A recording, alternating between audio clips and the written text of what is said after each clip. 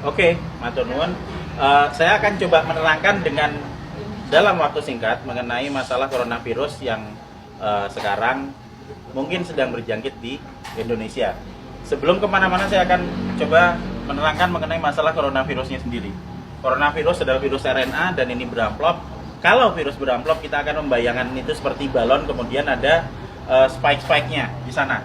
Nah, spike yang di luar ini terdiri dari lapisan glikoprotein. Lapisan glikoprotein akan sangat mudah hancur oleh pelarut lemak, deterjen, ataupun desinfektan.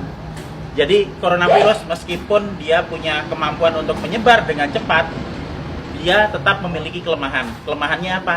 Kelemahannya akan sangat mudah hancur oleh pelarut lemak, oleh deterjen, oleh desinfektan. Sehingga jika kita sering cuci tangan, kita sering ngepel lantai dengan desinfektan atau dengan cairan untuk pel, maka virusnya akan hancur dan tidak akan menulari lagi. Nah, kemudian saya akan cerita gimana caranya coronavirus bisa menulari ke manusia.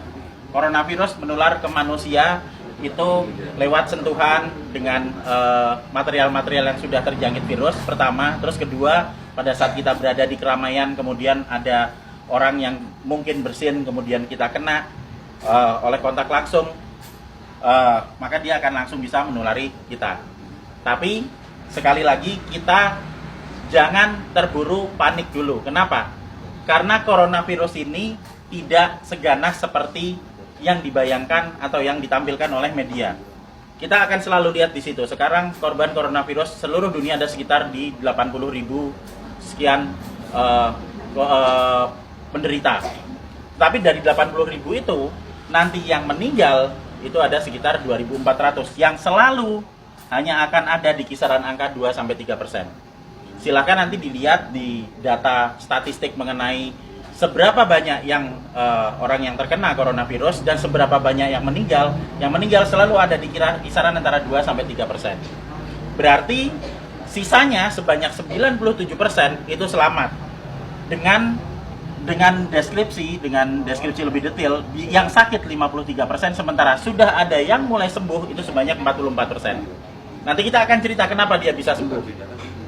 Jadi begitu coronavirus masuk ke tubuh manusia, maka dia akan menginfeksi sel saluran pernapasan.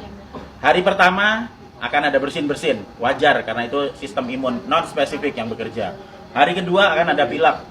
Hari ketiga dan keempat kemudian nanti akan ada demam.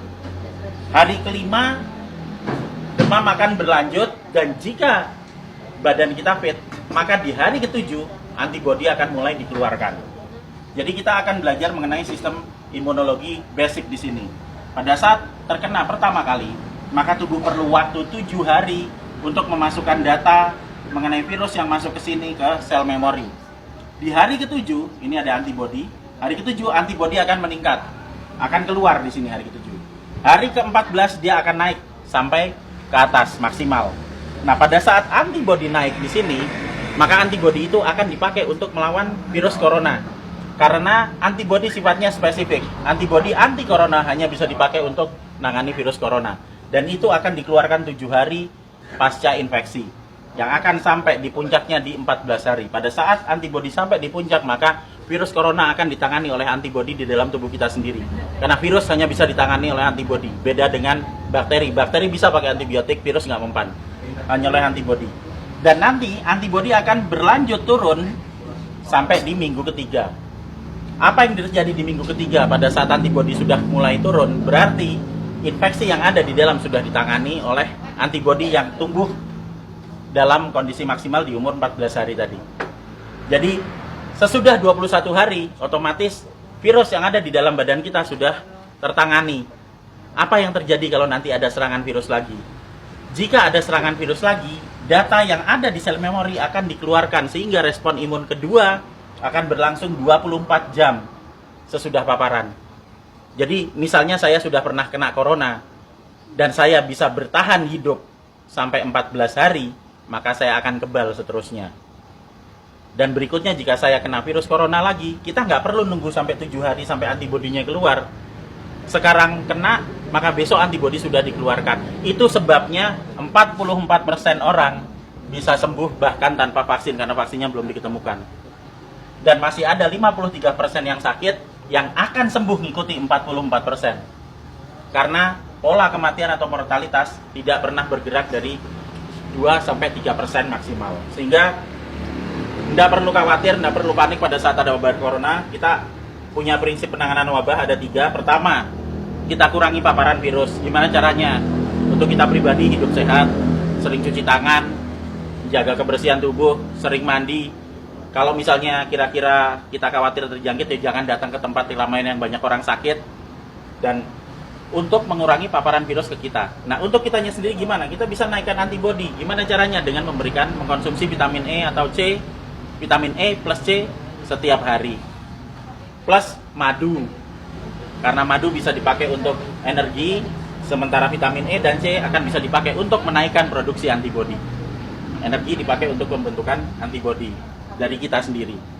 Dan yang terakhir, kalau sakit jangan keluar, di rumah aja.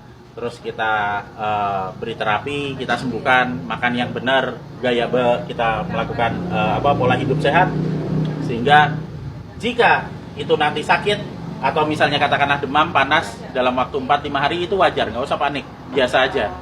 Kita hanya perlu memberikan vitamin E, C, makan yang cukup, istirahat yang cukup, nanti di hari ketujuh antibodi kita keluar. Itu juga berlaku buat yang sakit.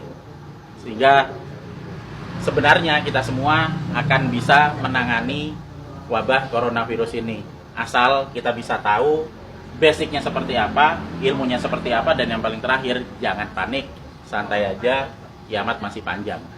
Jadi ayo kita kerja bareng-bareng, kita tangani bersama-sama, dan gak usah panik. Terima kasih.